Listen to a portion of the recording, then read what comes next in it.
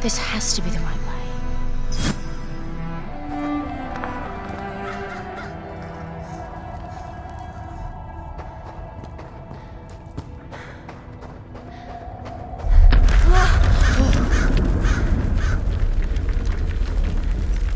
Before we continue, let's stop a moment and take a look at some of the key features of this demo. Much of what you see was built with Quixel Megascan assets, but instead of using the game versions, we used the cinematic versions, which would typically only be used in film. There are around 1 million triangles each, and thanks to virtual texturing, they all use 8K textures as well. Nanite can render an insane number of triangles very quickly. There are over 1 billion triangles of source geometry in each frame that Nanite crunches down losslessly to around 20 million drawn triangles. What does that many triangles look like? This isn't noise. These are the triangles, each a different color. Most are so small that they look like noise. Nanite achieves detail down to the pixel, which means triangles are often the size of pixels. This amount of geometric detail requires shadows to be pixel accurate as well, and Nanite can do that too. Speaking of lighting, all of the lighting in this demo is completely dynamic, with the power of Lumen that even includes multi-bounce global illumination. No light maps, no baking here. Without GI, all of that beautiful lighting is gone. With Lumen enabled, we can move the light and the bounce changes instantly. Okay, let's keep going.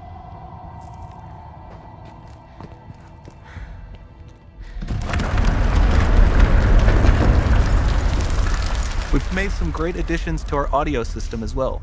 Convolution reverb allows us to measure reverberation characteristics of real spaces, like actual caves that we sampled, and reproduce them in virtual spaces. Sound field rendering allows us to record and playback spatialized audio.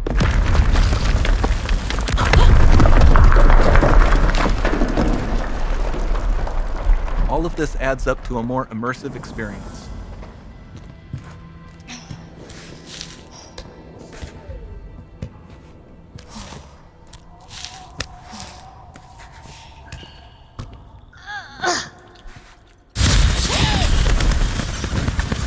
This swarm of bats was created with our Niagara effects system. Particles in Niagara can now talk to one another and understand their environment like never before.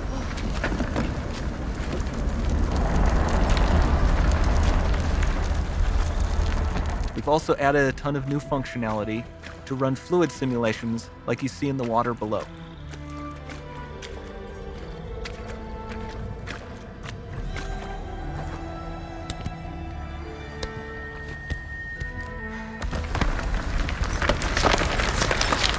The demo runs on our chaos physics system.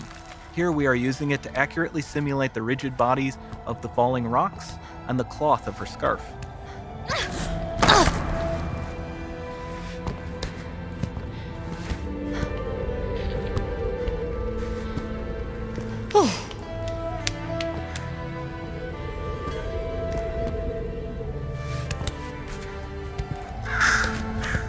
Now that the environment is so complex, we've needed to greatly improve our animation systems to adapt.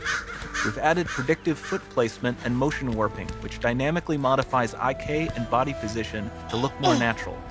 For the character to more realistically interact with the environment, we've added the ability to trigger seamless contextual animation events, like her hand on the door. Sounds promising.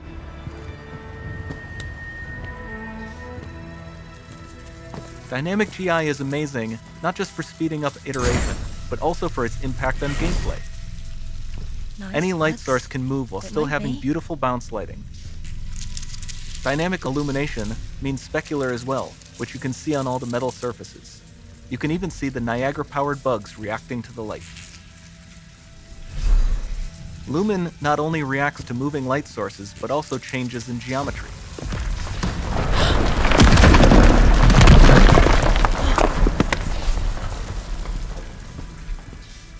Remember we mentioned high poly assets?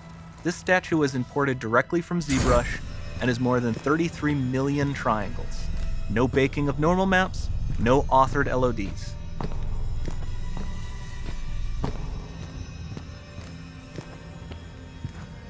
And we can do more than a single statue. There are nearly 500 of that exact statue at the same detail level placed in this room for a total of over 16 billion triangles from statues alone. Over this entire demo, there are hundreds of billions of triangles.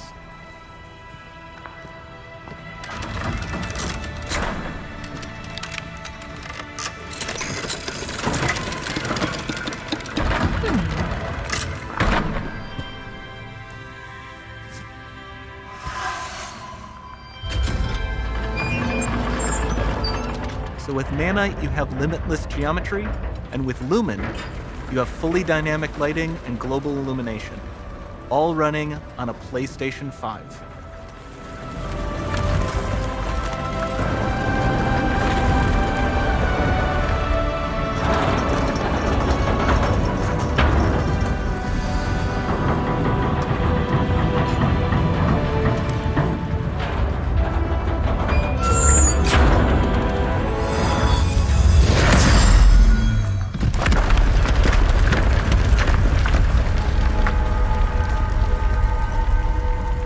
There's not much time left. And this doesn't need to be constrained to small rooms. It can stretch all the way to the horizon.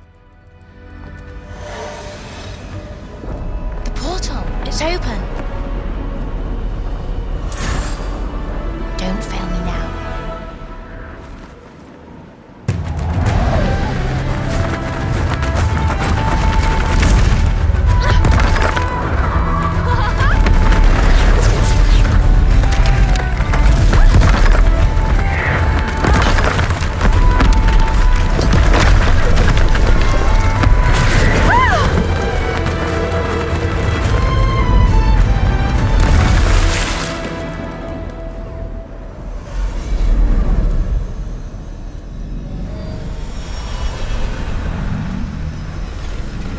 It's time to see what's next.